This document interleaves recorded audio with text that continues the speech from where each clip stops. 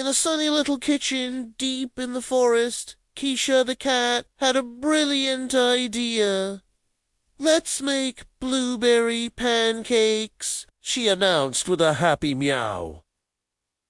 The friends cheered. Bruno the beaver and Rico the parrot dashed outside to pick fresh blueberries. But Bruno was a bit too hungry and gobbled up half the berries before they even got back. Inside, Rico mixed the batter with a super-fast spin, sending flour and milk flying everywhere. Splat!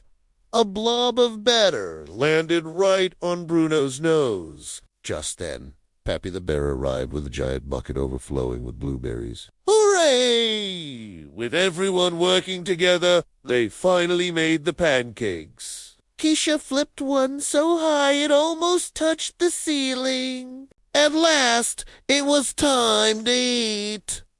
The pancakes were delicious. Everyone had big purple smiles from all the juicy blueberries. They learned that teamwork and sharing make everything, especially pancakes, taste so much better.